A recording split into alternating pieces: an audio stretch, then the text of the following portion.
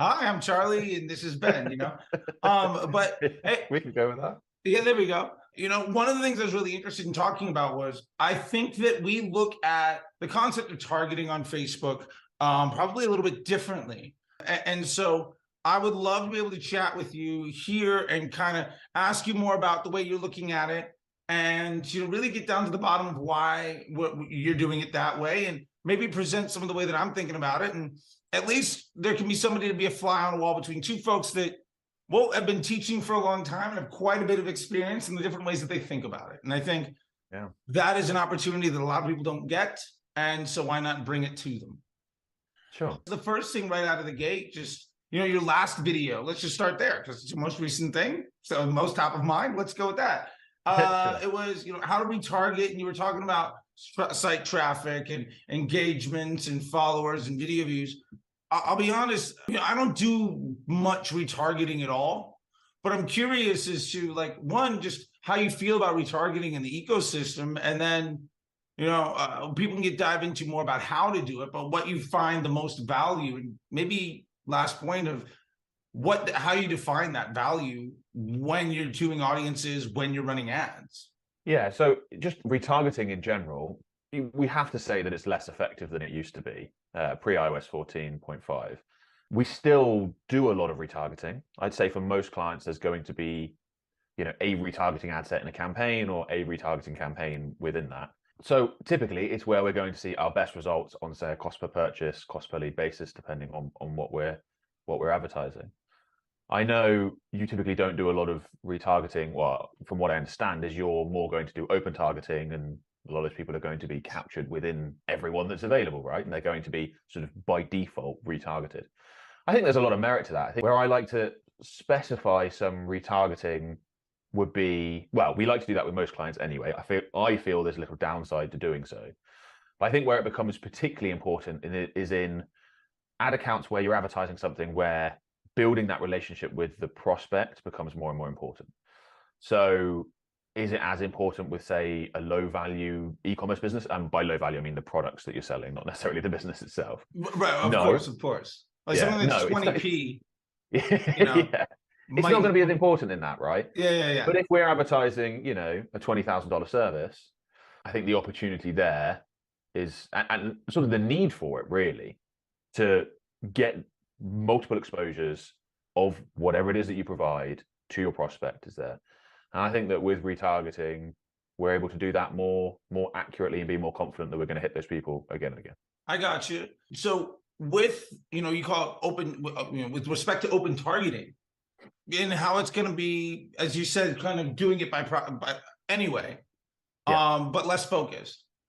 Is it the lack of focus on those individuals that is really the pain point? So the lack of the ability to control the funnel that is what you're trying to fix for? Yeah, I think it would be control, not necessarily the funnel, because I'm not the biggest fan of they have to do step A, step B, step C, that sort of thing. But I think when we specifically retarget, we can be more confident we're reaching people, perhaps with ads that don't immediately lead to a purchase or sale. If I think about the typical campaigns that we're running where we're using a lot of open targeting, we'll be running a sales campaign, let's say, and we're looking for those purchases. A lot of the times when we're running ads to retargeting audiences, we might be looking to do something with virtually no expectation that someone's going to take an action there and then. And I feel like if we were to leave that open, it's like, what are we really optimizing for here? We could just end up reaching anyone. Whereas if we're really specific with, okay, we're only going to retarget our email list or people who visited our website in the last 180 days, something like that. And we want to put this demonstration video of how our service is delivered, or this customer testimonial in there. Now, we might, depending on the business we're advertising, we might think someone's only going to go for this service when they're ready. They're not going to be interested until perhaps their life circumstances are there. I get a good classic example. You run an ad campaign for, say, like a divorce lawyer, right? There'll be people watching that content. Maybe they've checked out someone's website who, their marriage is a little bit rocky and they're sort of thinking, but they're not going to pull the trigger until, that's what they're actually doing. They are actually sort of separated and they've decided with their partner, okay, this is done. So in those circumstances, if we're retargeting those people, we're not going to be able to generate a lead until their life circumstances are ready. And we want to be able to put stuff in front of them again and again that means that when they are ready, that's the only business they want to work with. So that's the logic there. And that's quite a specific case, but I think with a lot of, particularly with service-based businesses, that becomes more and more important. No, I get that. Yeah, that makes a lot of sense. It's about, I mean, ultimately, I think the concept of retargeting and narrowing your focus and being is the focus is the priority of being top of mind when the decision needs to get made. And so that when somebody says, all right, I'm looking for this thing, you're the thing that they're like, all right, I'm not looking for this thing. I'm looking for this person or this service or this company to do it for me. Yeah. In a retargeting audience, let's say, I mean, what do you think is a typical conversion rate of a retargeting audience? If I have 1,000 people in a retargeting audience, how many people might buy? I mean, I think it's going to depend on there's so many variables there, right? So it depends on the price of the product. You know, there's tons that go into that. How warm is that audience, right? So, you know, there's warm audiences and then there's warm audiences. And someone who visited your website for 30 seconds 4 months ago is nothing in comparison to someone that watches everything you put out on Instagram, for example. Sure. And then different than somebody that added to cart yesterday and all of those things. Yeah. Let's say if I have a retargeting audience where 25% of those individuals are interested in what I'm doing, then I would also, my point to the unit economics is that retargeting audience is probably going to be more expensive, right? Like, let's say broad audiences, for the purpose of this conversation, let's call it a 20-pound CPM. And a retargeting audience is let's say 40-pound CPM, just to keep it hyperbolic and simple for the example. In that case, one of my pain points is I'm investing more money at a higher cost per inventory and a higher frequency, creating negative experience for people sort of at scale. So if I know 3 out of 4 people don't want to see my advertising and I'm paying more money to reach them, what I've noticed in talking with engineers and product stuff, and I'm curious if you've seen some of a similar thing or how you feel about it, is that ultimately our job in Facebook is to help the machine give end users a positive experience, right? Like, I'm sure you've heard the term, like the average person swipes the height of the Eiffel Tower on a daily basis. And so my issue isn't so much in trying to control the funnel, because I definitely believe in that. I definitely understand that you want to be top of mind, not controlling the funnel. And I believe in how you're thinking about it too. I think we're on the same page. I think my concern is that I'm investing a portion of my budget, 10%, 30%, whatever the business happens to be. It could be 50%, who knows? But I'm investing a considerable portion of my budget specifically creating a majority of negative experiences for the Facebook user. And in my experience, that tends to raise my cost of advertising, even for my top of funnel efforts. And I'm wondering if you've seen the same thing, or if you've thought about it that way, or if yes, you have, and you know what, the cost benefit analysis completely pays off. Yeah, I think I would lean more towards that last point that you made, that I would be okay with annoying a good chunk of the audience if we feel we can drive sales from the remainder that are interested. I think I completely understand what you're saying. I think for me, where I would come down as to whether I would, you know, completely buy into that versus not would be, what are we advertising? Okay. So I think that would make a big difference. So if, for example, we were running a 3-day flash sale for a business that has, let's say, large warm audiences, but is relatively new to Facebook and Instagram advertising, so they don't have a lot in their ad account yet, not built up. In that sort of circumstances, I would want to be pretty retargeting heavy in terms of the budget split. We're going to hit the people that have already bought or already interacted. We're going to hit them hard. There's not, I don't have enough faith in Meta's targeting systems for them to be able to find those people during that sort of time period. So in that sort of scenario, I'd be very nervous, just sort of trusting it, that it would find those people or find the people within the warm audiences that are willing to purchase exclusively. But, you know, if we were running like a more sort of stable campaign that's being run over a long time period, I can completely understand what you mean. Like, why burn out some of your best prospects? Why annoy some of the people that have already shown an interest?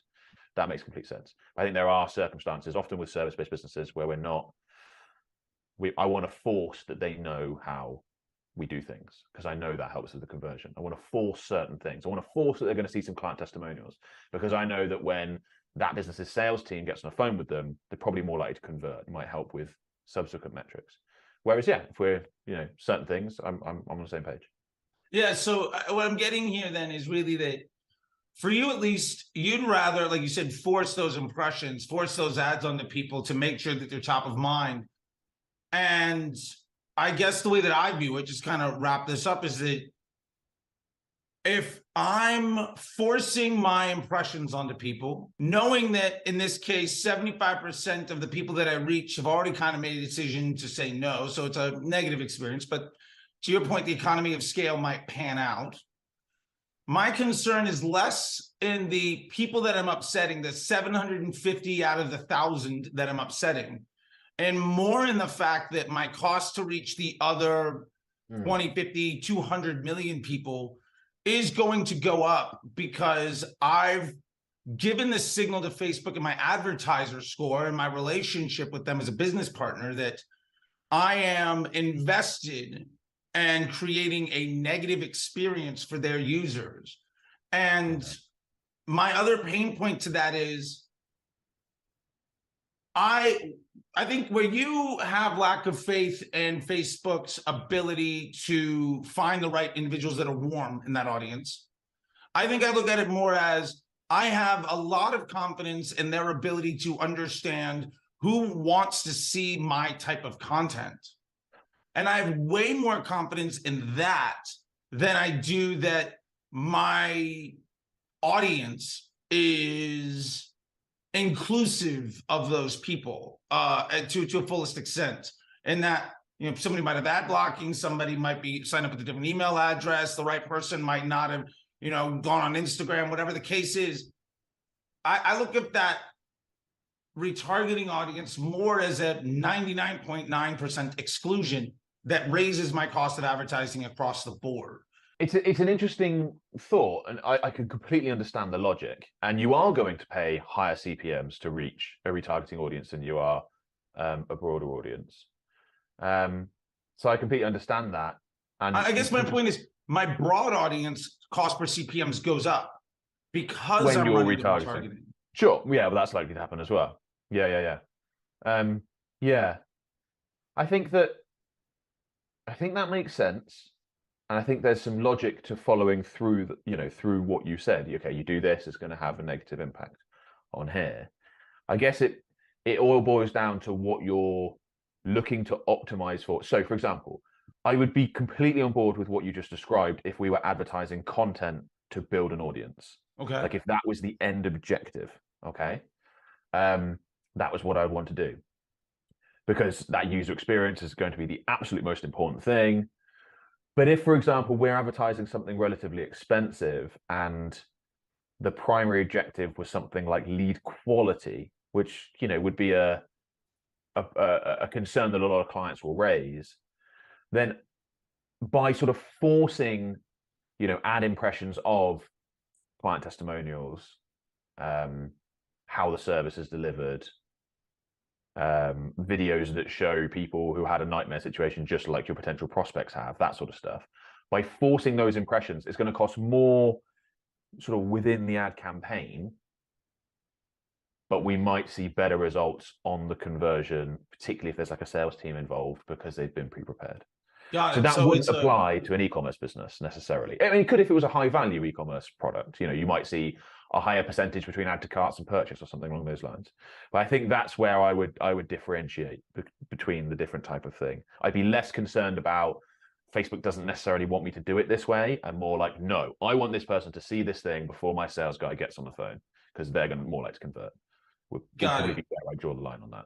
No, that makes sense. And so you're really moving to that push towards qualitative. I guess my final concern about that is just that feels like a depreciating investment, and that ultimately I'm optimizing down. And that's just hearing you explain it. Yeah. It feels like I'm optimizing down, and I'm optimizing.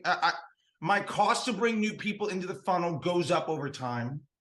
Yeah. And my hope is that the quality of people I get in my funnel also goes up. But one of my concerns is at some point, we're going to reach an inflection point where the cost of inventory rises while the conversion rate rises, but it means that it ultimately becomes the cost benefit analysis of getting a sales call booked. Yeah.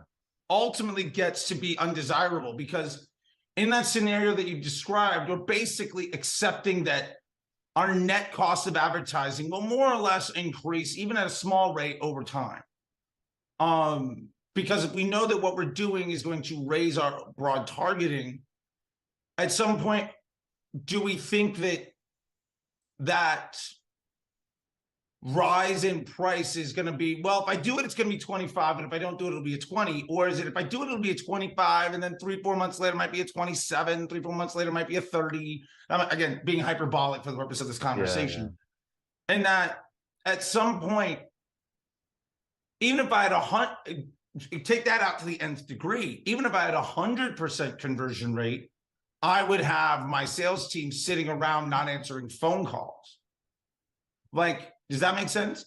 And that the cost of inventory and the conversion rate ultimately leads me to a point where it becomes too expensive to book a call. Versus I'm draining the funnel and optimizing it more effectively than I'm filling it up. And that becomes a depreciating asset is I guess the way that I'm looking at the situation you've described. Yeah. So I think theoretically that could happen. I've never seen it, because I don't think you'd ever reach those levels. So there's a few factors going on. Firstly, your audience is going to, depending on your other marketing efforts, if we're talking about retargeting specifically, that audience is going to refresh itself to some extent. There's going to be ins and outs. So that helps prolong that. And also, I don't think we'd ever say reach a saturation point or get to the point where our retargeting audience was a large enough proportion of the overall target market where it then continues to just see the other cold audience targeting prices go up and up. Like, we just never really get there. And if we did, unless it was something really, really specific, I think the business would have generated so many leads and so much business that would be sort of a, we've milked this one dry kind of effect, and we need to come up with a whole new offer anyway. So I understand the logic in theory. I would say we've not experienced that. We've not hit that critical mass to get to that point. I got you. Yeah. I agree the critical mass there is probably going to be tough. I guess my point is that if we run retargeting, our broad targeting will go up in price. Eventually, we're just having our open targeting go up over time, no matter what. And if our retargeting audience is always 5,000 people, and our cost to fill it rises every couple of weeks, every couple of months, every year, the efficiency within that retargeting to close somebody has to get better and better and better, or I'm going to basically price myself out of the market. I think that's more of the point that I think I'm trying to get to, the way that I'm looking at this. Yeah. So if I give an example business, the way I would sort of think about that, if I think of the businesses where I'm like, okay, we really need the retargeting, it's going to be really important, they're nearly always going to have very high average customer values. Like, we will retarget as well with other types of businesses, but where I think the ones that are like, okay, we need this because no one's going to commit to a $30,000 service if they haven't had those exposures.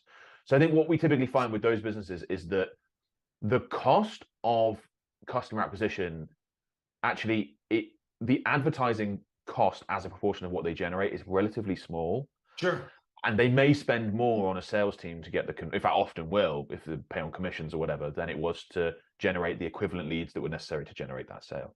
So, even if we had what you're describing, and let's say over, the next, I'm trying to give a somewhat realistic time frame. It's even over the next 5 years. If we say the CPMs year over year are going to rise, continue. If we're going to assume the statement that I see all the time that, well, cost on advertising just goes up on Facebook every year. Yeah. I don't think we would see a large enough percentage increase for those sorts of businesses where it would be like a deal breaker. Got it. I think a lot of those, you might need to 10x your lead cost in order for them to be like, we can't do this anymore. Okay. And therefore, that would just, unless there's real shifts in like the overall cost. Got it. So in these situations, the margin of unit economics allows such an investment because that's your business model. That is your low cost trigger. Whereas in, for instance, beauty products, you might get something landed for 78 cents, you sell for $200, and all of your margin, instead of on the sales team, goes to the advertising. Like, there's always some thing that, where you get your bread and butter made. I got it. So it's really for those business models where the cost per acquisition of the attention leaves so much margin that you're less concerned about it because there's something else going on in the business, whether it's, in this use case, a sales team or sales calls where you're getting it. I got you. Yeah. Those are the scenarios where I really feel like retargeting is very important. We will retarget in other scenarios. We will retarget for e-commerce businesses and things like that. Part of that might be that we just couldn't bring ourselves to not, like, we'd be unwilling to take that risk on a client account because we know that retargeting audience is going to deliver results. It's in those scenarios that I'd be very interested to test your theory. Obviously, it's sometimes difficult with client accounts because it's like, well, we're going to run this experiment on your account. They're like, hang on. I'd like to see what you've done for the last 3 years, you know? Yeah, and then you also face the issue of Facebook's a machine learning algorithm. You've invested heavily in teaching it. Think of it as an employee. You've invested heavily in teaching that employee to do a job very well. And now you're getting another employee that doesn't know how to do it nearly to the same level of efficiency. So there's an investment. And if we assume the cost rising, this scenario where it potentially could be a depreciating investment, but that's okay because the margin is large enough, the requirement it would take to invest and develop the appreciating asset that goes up in value might be, you know, you might not have the clients around long enough or get them to buy into like, let's change everything. Makes total sense. And that's what I love it, because I think what you're talking about is a real agency scenario, or when you're doing it for somebody, or even marketers doing it for themselves.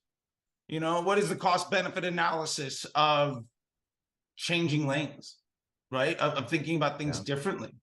And you know, that's one of the big things that I see is when I tell people, you know, and I'm interested to hear about top of funnel stuff too, but when I get to people to broad targeting only, you know, one of the things I see people do all the time, it's a big mistake, is they just turn off everything they have and they run broad and they're like, well, this is way less efficient. And then they say it doesn't work. And the reason two things. One, like we're talking about training the machine to do the job really well. But two, I think the way that people measure their results is, I find that people do that in a way that is fairly flawed, and that I don't know, most marketers I talk to don't look at the incremental lift of their advertising. Instead, they're looking at the results by ad or by ad set or by campaign. I got into something with one of our friends in the Twitter sphere and YouTubers, and it was interesting. He said something along the lines of, I spent $1,000 on this ad and it had a ROAS of X. What should I do? Yeah. And my response was, well, what was the impact on your business? And their response was, well, we don't have any way of measuring what this ad's impact is on the rest of our business. And my reply to that is, well, then you don't have any data in order to make that determination. Because your CPA, your ROAS, isn't necessarily incremental sales volume, incremental revenue. You might have something that's really, really good at a CPA. And I appreciate that you're talking about cost per lead, cost per acquisition as a KPI here. But one of my concerns when people go to broad, and it was interesting when I was at this conference, I had this conversation about 5 times at a table in like 2 hours. I was like, literally one person sat down, the next person asked the same question, and I sort of like on a carousel said the same thing over and over again, which is great, you know? They said, well, it doesn't work, but my business is doing great if I could only figure out Facebook. And my response to them was, you went broad. Facebook said you made, let's be hyperbolic, no sales, but your revenue keeps going up. What's happening to your search? What's happening to your organic traffic? What's happening to your email open rates and value per email when you're running broad, where you're asking Facebook to amplify your business instead of deliver you direct results? And almost to the person, let's say to the man, but there's more women actually asking that question than men, which was exciting to talk to more and more people about this. But almost every one of them said that going that route ultimately they noticed a lift in revenue in their business, even though Facebook looked worse. Mm-hmm. And I'm curious I've seen more about ad options and retargeting, and I get it too. I'm looking at your YouTube and Instagram stuff, so you're getting the things that you're teaching out because we're also trying to get attention. So with that being said, I'm curious about how you feel about targeting options or the funnel, or more importantly, how you're measuring the results of the work that you're doing. Instead, is it just purely on a cost per action basis, or are you measuring it against the impact of the entire business? I think that's one of those things that is probably one of the harder things that you have to deal with when you have an agency running stuff for clients, is that I will actually take quite a different approach for my own marketing than we will for our clients, because I will take more of what you described, a longer term approach. What is this doing overall? How are we doing overall? Not necessarily tracking every little thing. And, if I'm running ads for my own services or whatever, I'm not necessarily, okay, I'm trying to track through every single, oh, I ran a retargeting ad and it got me this many new leads. But okay, yeah, but if we just compare this month to when I was running the ads to last month when I wasn't, we're up significantly more, which is exactly what you described. Very hard to do with a lot of clients. Clients just aren't going to, I think actually a lot of clients just won't believe you. They'll sort of think that you're trying to over exaggerate the results you're delivering. So when we are running for clients, we are going to be more focused on the specific, how many leads do we generate? What did they cost? How many sales did we generate? What did they cost? And I would like to take a longer term approach. And some of them are okay with that, but not all. The best case scenario often is that you start off being like, look, we got you a 30% improvement in your ROAS. And you work with them on that basis for a year, and then they start trusting you a little bit more. But yeah, so I think that's a division. I often have this come up with like my video editors when I'm sort of creating videos, and they'll often want to use like snippets of some things that I do marketing my own business in like videos. And I say, oh, can we use this? And I'm like, well, the only thing is that's likely to pay off in 2 to 3 years time. And I'm not sure that many people are that interested in finding out about stuff that's going to pay off. For me, I'm happy to do that in my own business. But as if I'm like, teaching it or showing clients, not everyone's got that patience. So I completely agree. But yeah, it's just a different setup, I think, sometimes. So you have to do to keep people happy. I got you. So it's more of a client education issue. Like if we could get it, more people to appreciate that what we're trying to do is, instead of taking credit for a larger piece of the pie, make the pie bigger. Yeah. And if they believe you, great.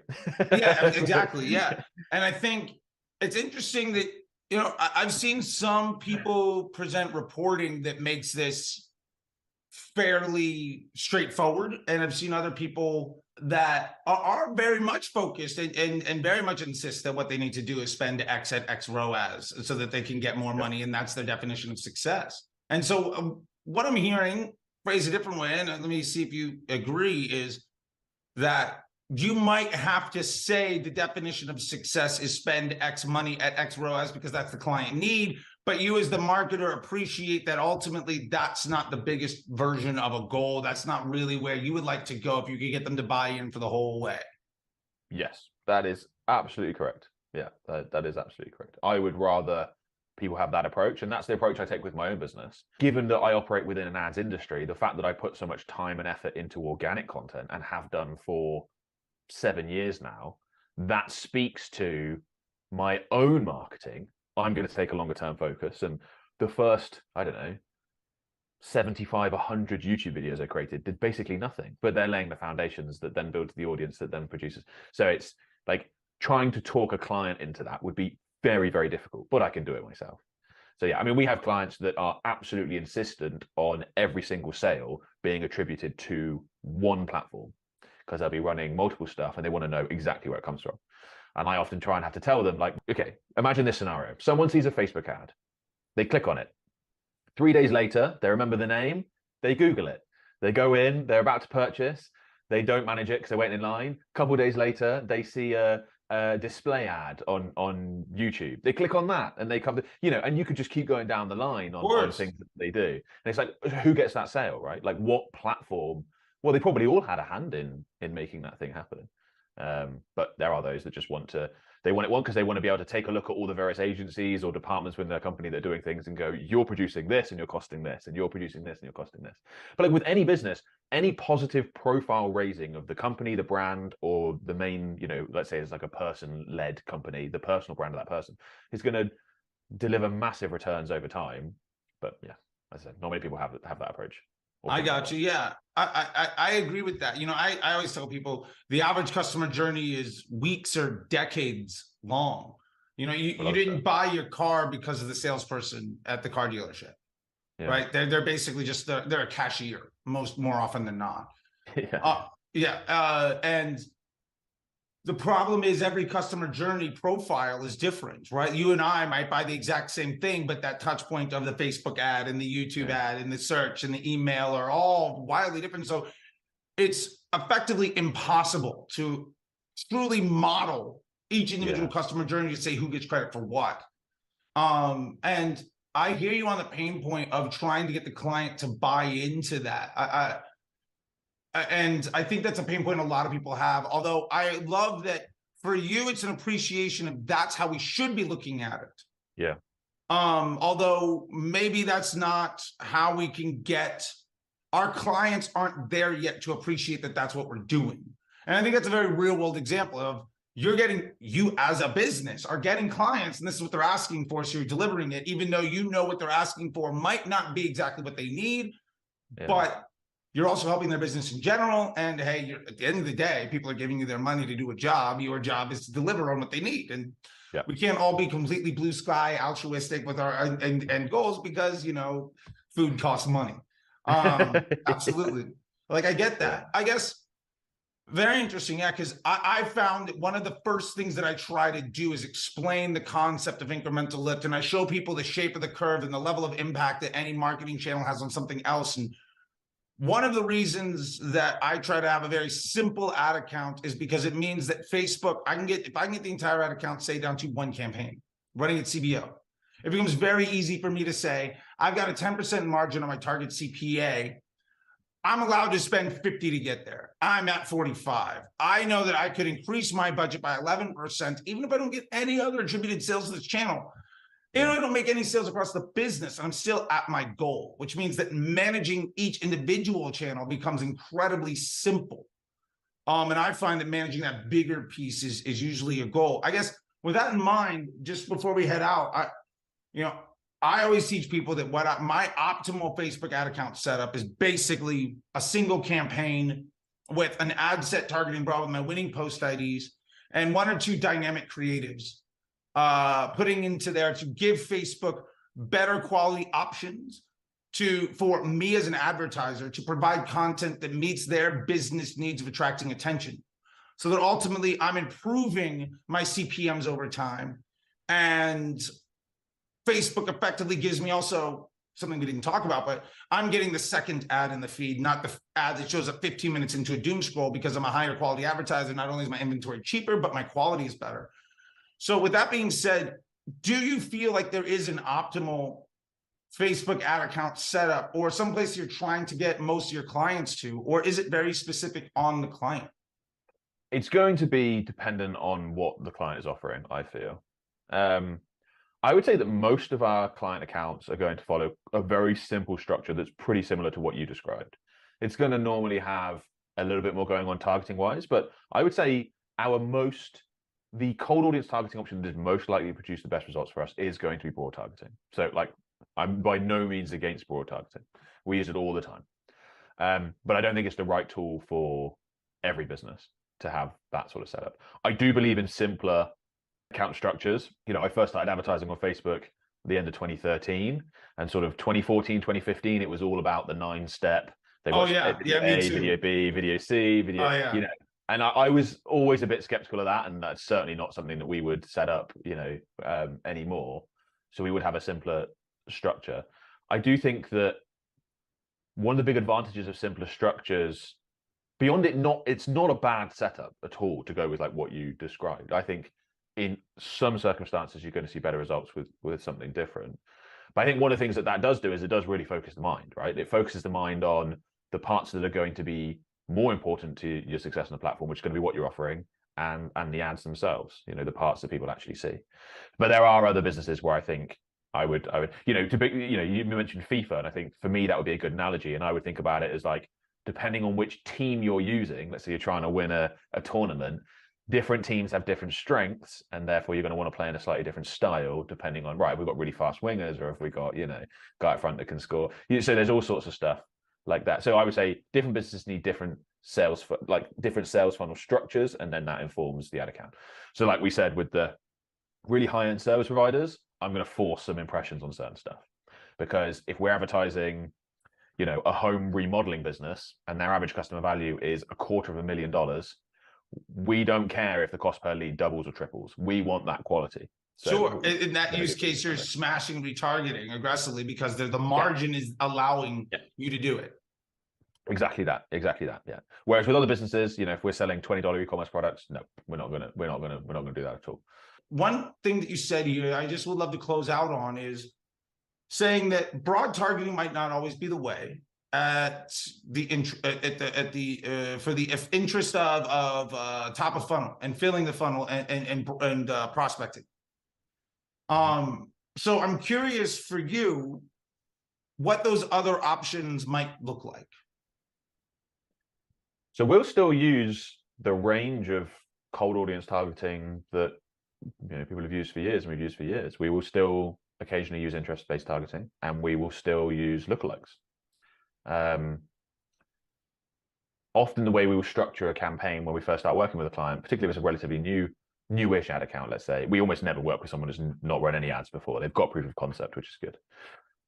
Is we might create, you know, multiple targeting options and run them simultaneously. Run a broad targeting option, an interest, or two lookalikes, and we will often go with the ones that we see produce the best results. Now we will retest, because we know as an account matures, we're likely to see better results with the broader options. But we will often test like that, and we still do see some accounts perform better not with a broad targeting option, and that's measured on a pretty short-term cost per conversion basis usually. It's definitely shifting over time. Like, we wouldn't use broad hardly at all, I don't know, 4 or 5 years ago, and it's definitely going more and more that way. Like, more and more often we see that be the best performing targeting option, but not always, not yet. Gotcha. Yeah, I think I was in the biz about 5 years, and then I was part of the disruptor group, and Power 5 came out, and I was like, I didn't trust broad, and it took me about 6-9 months to like make the switch in, I don't know, 2018, 2019, something like that. So I totally hear you, especially that timeline. That sounds very familiar. I guess I'll finish with this, and just kind of curious about your question on it, and then we can wrap up, is on the efforts of interest groups and lookalikes. For me, I've found that my confidence in Facebook's data and what it's able to leverage might not be the best. And I think everybody can kind of feel that way. So with respect to an interest group, you know, I know that the interest group team at Facebook basically there hasn't been an engineer there in a long time. So it's a software that's kind of set up. And I know that it's not 100% tracking to this person actually is defined well as an interest group and not. And talking about something doesn't necessarily imply positive or negative sentiment or intent. And so for me, that's always been if 1/3 of this audience is here by mistake, and half the people in this audience feel negatively about something, and then half the people that feel positively might have buying intent, I've gotten it down to maybe 1/6, 1/4 of that audience is actionable for me. And I know that I'm paying extra to reach them, because you were in Facebook back in the day when they showed you how much each one of those additional audiences, the Datalogix is going to add $1. This interest group is 28 cents, and they've hid that. I don't feel like the kids that's got in 2018 that are the new, you know, agency owners, because they got really good when it was a bull market, understand all of that. But then also when it comes to a lookalike, like, I've turned to view a 1% lookalike as effectively a 99% exclusion. And I'm doing that basically saying, Facebook, here's data. I don't necessarily trust your data. So I'm going to give you data of 1,000, maybe 10,000 people or more. I don't necessarily trust your ability, how you view this information, but please use it. And of that 10,000 email addresses I upload, maybe it actually matches 7,000 or 6,000 because some don't match up and all of that stuff. To then extrapolate out a 98% exclusion for my audience, that costs me extra. That depreciates in value. I guess that's my pain point. So I'm curious, one, if you're thinking about it that way, or two, if you do, and honestly, just the way that you've seen the results, maybe from what you're saying is initially I get better results, but over time I move away from it. Is that sort of what you're saying? That does happen. Yeah. So I think again, what you said in theory is correct. But when we launch new campaigns, we still do see, let's say over the first 14 days, we still do see better results sometimes with lookalike audiences or interests or other detailed targeting options as opposed to going broad. The percentage of the time where we see it during those 2 weeks, the percentage of the time where we see broad not being the best option during those 2 weeks is decreasing. So like it is becoming more likely that it's going to be the best option from day one. And I think that's going to continue to happen. We're going to see it go more and more that way. But we still see it. And whilst we still continue to see that, we're going to sort of be led by the data within that client's account and go that way. But yeah, we will retest because we know that as that account matures, as we get more conversions registered in it, we are more likely to move towards broad options. That is, and there's rarely going to be an account, like let's say we're not a high-end service advertiser here. We're advertising a lower end service, a digital business, an e-commerce business, something like that. Once that account has generated, let's say, thousands of conversions, we're almost certainly going to be broad targeting at that point.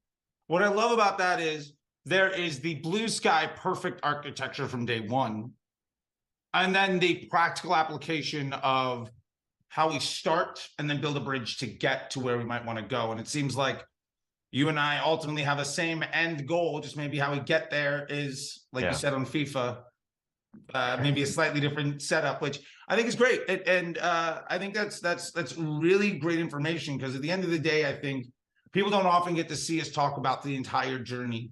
And if it takes 2 weeks to get that account to set up, and also if I know that I'm running lookalikes and interest groups against broad is going to have all the low-hanging fruit stolen by those other audiences. But as I deprecate more and more of those, broads get smarter and smarter, and eventually just transition to completely that.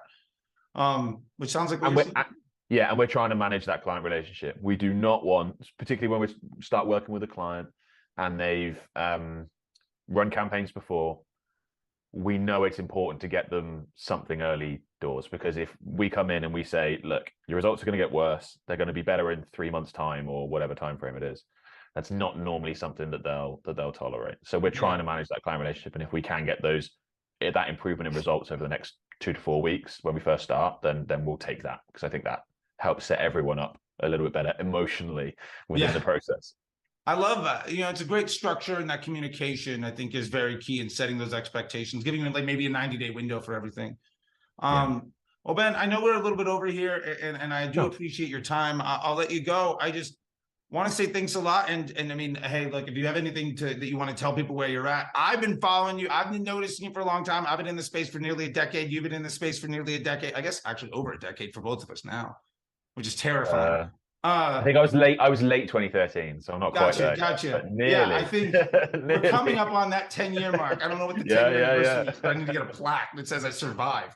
I'll be there in like November, I think, something like that. yeah, something like that. I think for me, it was like October 2012, I think, is more or less when I got in. But yeah, all that fun stuff. But just in an interest of making sure that we get to, if people did like this and did want to reach you, just quick plugs or anything else. Thanks a lot. Very good to chat. It's good we finally were trying to find a date and we managed to get something fit in, which is interesting. And I'm always happy to have like thoughts questioned or theories on, can we do things better this way? And like we've both been in this long enough to know that things have changed a ton. So you can't just be stuck in like, you have to be willing to update and change things. Otherwise, if we all still running the same campaigns we were running like 7-8 years ago, they would not work. That's for sure. They would not. No, we have a conversion pixel now. Like you couldn't run what you were running 9 years ago.